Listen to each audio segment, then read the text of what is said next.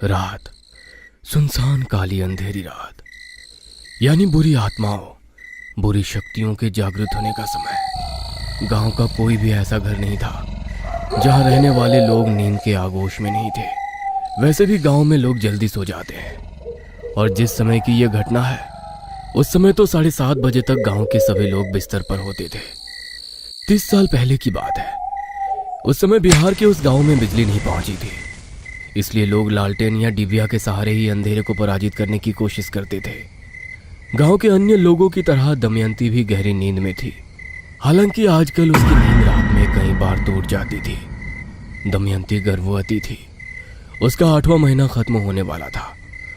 दमयंती अपने कोख में पल रहे बच्चे के आने का इंतजार बहुत ही बेसब्री से कर रही थी।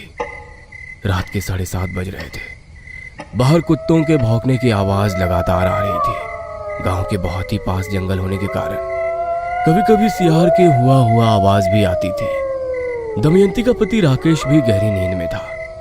अचानक उसके घर के बाहर कुछ हलचल हुई। वह हलचल ऐसी थी जिसके बाद कुत्तों के भौंकने की आवाज बिल्कुल शांत हो गई। कुछ पलों तक सब कुछ बिल्कुल शांत रहा, एकदम खामोश। लेकिन वो कहते हैं ना, कभी कभी खामोशी एक बहुत बड़े तूफान को अपने कलेजे में छिपाए रखती है। अचानक से वहां तेज हवा चलने लगती है। तेज हवाओं के चलने के कारण पेड़ों के पत्ते आपस में टकरा रहे थे और अजीब सी डरावनी आवाज पैदा कर रहे थे।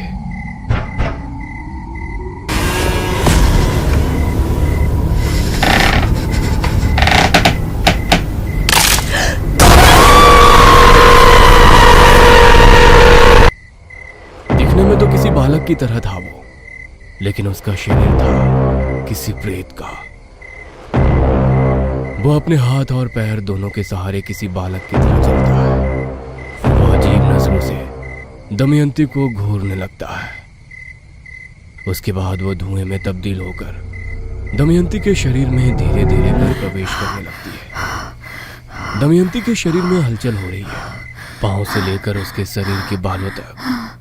गहरी नींद में सोई दमयंती अचानक से उठ बैठती है। उसकी आंखें पूरी तरह से लाल हैं, वैसे ही लाल जैसे कि गर्म लोहे का टुकड़ा।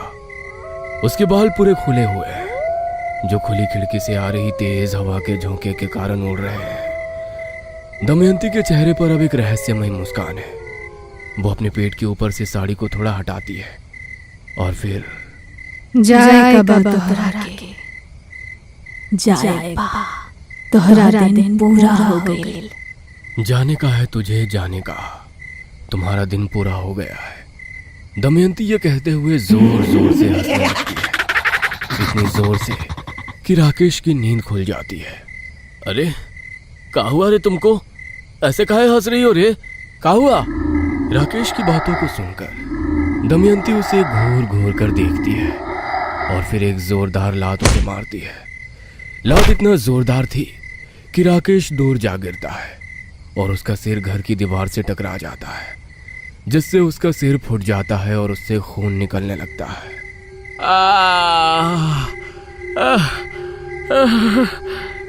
उसे कुछ समझ आता उसके पहले ही दमयंती उठकर उसके पास जाती है और उसे हवा में उठा लेती है। अरे अरे ये क्या कर रही है तू?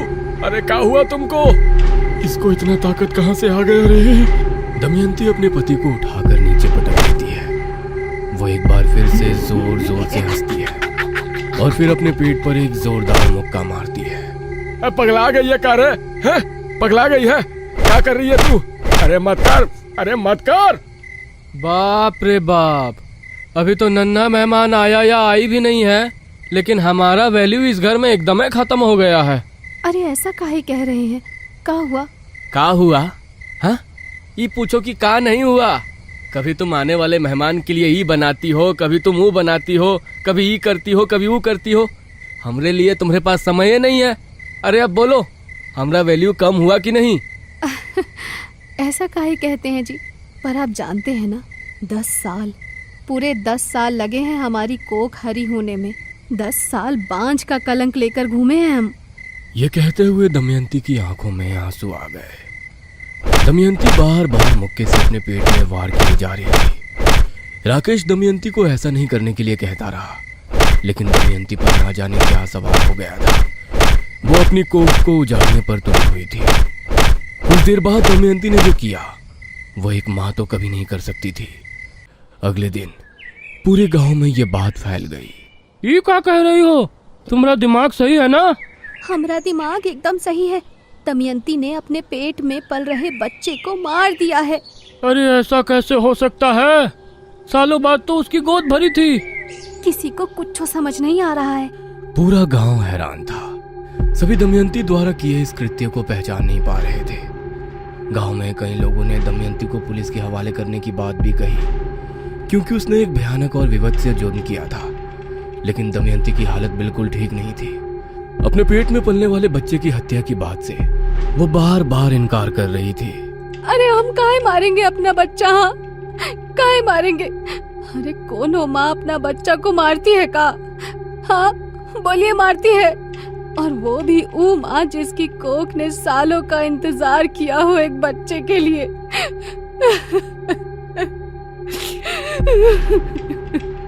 अपने घायल पेट पर हाथ रखकर दमयंती रो रो कर अपने पति से ये बात कहती, गांव वालों से कहती। लेकिन राकेश ने तो सब कुछ अपनी आंखों से देखा था। हालांकि उसने एक और बात उस दिन अपनी आंखों से देखी थी, जिसे वो लोगों को बताता तो। ये क्या बात कर रहे हो राकेश भाई? देखो, हमको पता है कि तुम अपनी पत्नी को बहुत प्यार करते हो, पर उसने हत्या तो की है ना अपने पेट में पल रहे बच्चे की। अरे उसने नहीं की, कोई उसके शरीर में घुसा था, उसने की है। अरे कौन घुसा था? वो हम नहीं जानते, लेकिन बहुत ही भयानक था वो। दमयंती ने जब कोख के बच्चे की हत्या कर दी, तब वो उसके शरीर से बाहर निकला और मरे हुए बच्चे को उसका पेट फाड़कर निकाल दिया। फिर उसे लेकर जंगल की ओर भाग गया। राकेश, ये सब कहानी बना के कुछ नहीं होगा। तुम्हारी पत्नी ने खून किया है तो किया है, अब काहे किया है समझ से बाहर है। ठीक है, दमयंती ने मारा है अपना बच्चा, पर ये बताओ हमारी पत्नी के कोख का बच्चा कहाँ गया? हाँ बोलो, कहाँ गया? इस घटना के एक सप्ताह बाद की बात है। रात के 12:30 बज रहे थे। राकेश की आंखों से नींद कोसों दूर थी। वह घर के बाहर बैठकर बीड़ी पी रहा था। तभी उसकी नजर एक ऐसी विचित्र चीज पर गई जिसे देखकर उसके दिल की धड़कन बढ़ गई। उसके पैर और हाथ कांपने लगे। उसके हाथ से छूटकर बीड़ी नीचे जा गिरी। उसने देखा कि वही जानवर नुमा बालक जो उस दिन दमयंती के शरीर से निकला था, वह रेंगते हुए उसके घर की ओर आ रहा है। अरे ये तो वही है, वही जो हमरे बच्चे को मारा था। वह जानवर नुमा बालक का पुत्र दमयंती के घर में प्रवेश करता है। थोड़ी देर उसे घूरता है और फिर एक बार उसके शरीर में प्रवेश कर जाता है। उसके शरीर में प्रवेश करने के बाद दमयंती एकदम से जाग जाती है। उसके बाद उसकी आंखें, उसका चेहरा, उसके हाव भाव पूरी तरह बदल जाते हैं। घर के बाहर ऊंट में छिपकर राकेश ये सब देख रहा था। उसके दिल की धड़कन लगातार बढ़ती जा रही थी। अचानक से राकेश देखता है कि दमयंती घर के बाहर आ रही है, लेकिन किसी इंसान की तरह नहीं, किसी जानवर की तरह, हाथ और पैर दोनों के सहारे। वो अपने मुंह से भयानक आवाज भी निकाल रही है। राकेश कुछ समझ पाता उसके पहले दमयंती उसी तरह चलते हुए राकेश के घर से कुछ दूरी पर स्थित मंगल के घर में प्रवेश कर जाती है। राकेश अपने हाथ में डंडा लेकर उसका पीछा करता है। ये मंगल के घर में क्या करने आई है?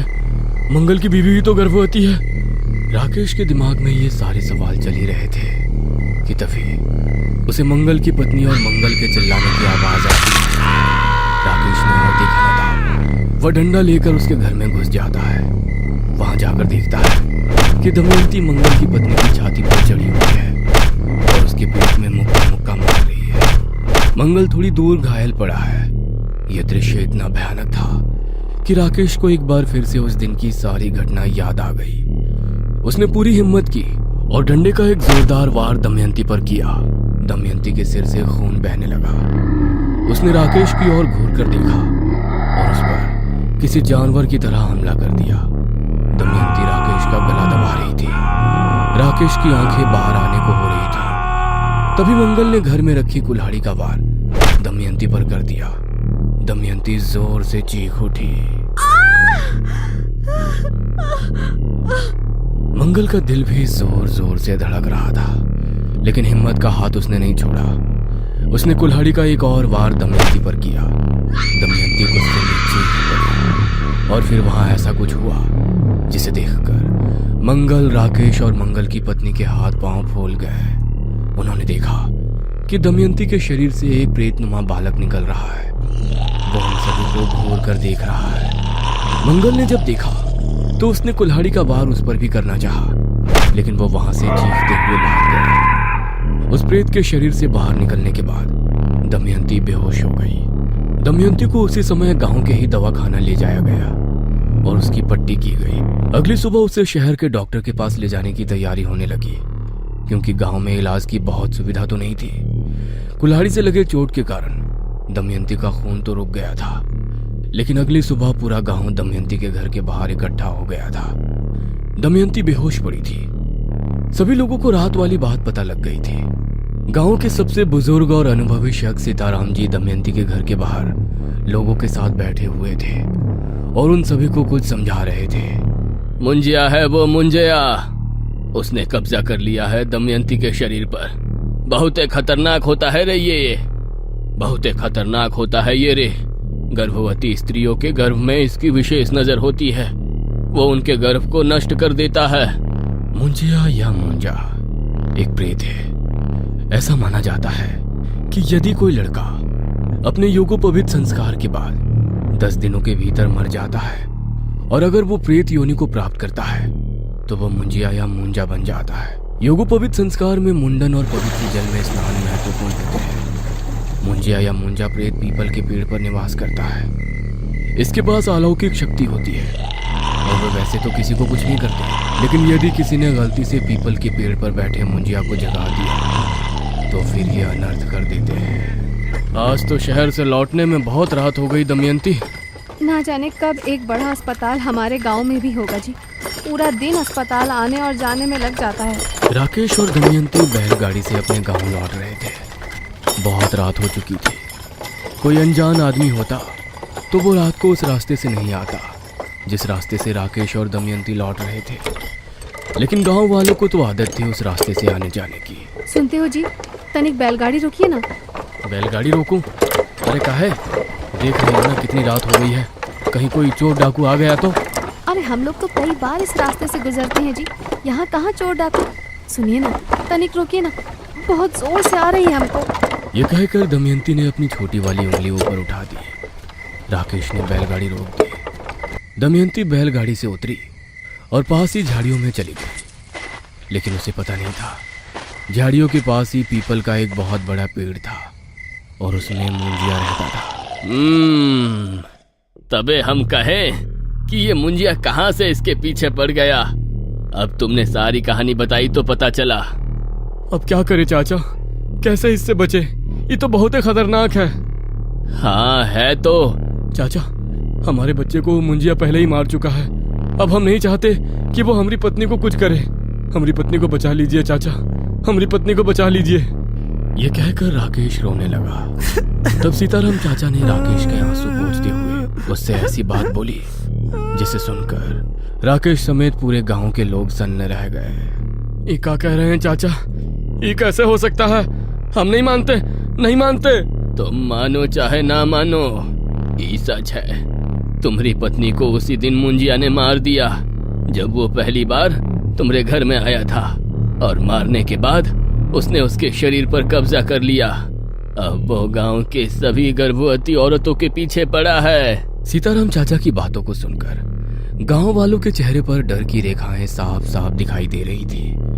उन्हें समझ नहीं आ रहा था कि इस मुंजिया से कैसे पीछा छुड़ाएं। राकेश के आंसू तो ये सुनकर ही नहीं रुक रहे थे कि उसकी पत्नी दमयंती मर चुकी है। देखो, मुंजिया से जीत तो कोई नहीं सकता, लेकिन उसे बांधा जा सकता है उसी पेड़ पर, मतलब उसी पीपल के पेड़ पर शाम के समय, क्योंकि ये सूर्यास्त के बाद ही निकलते हैं अपने शिकार पर। लेकिन ये काम हम लोग नहीं कर सकते। ये काम करेगा औघड़, वो औघड़ जो शमशान साधना करता है, क्योंकि वही मुंजिया को बांध सकते हैं। सीताराम एक औघड़ को जानते थे।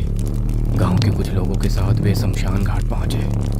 वो औघड़ शमशान में जलती चिता के सामने साधना की तैयारी कर रहा था। सीताराम जी ने गांव की समस्या उस औघड़ को बताई।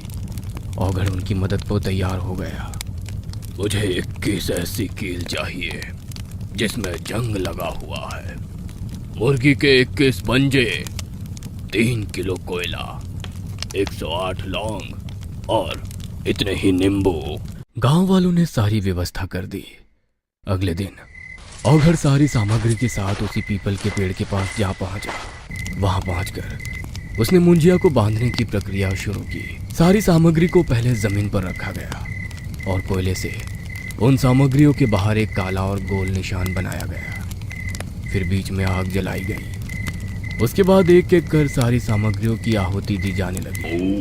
पीपल के पेड़ में छिपा मुंजिया इस प्रक्रिया से गुस्से में भर गया।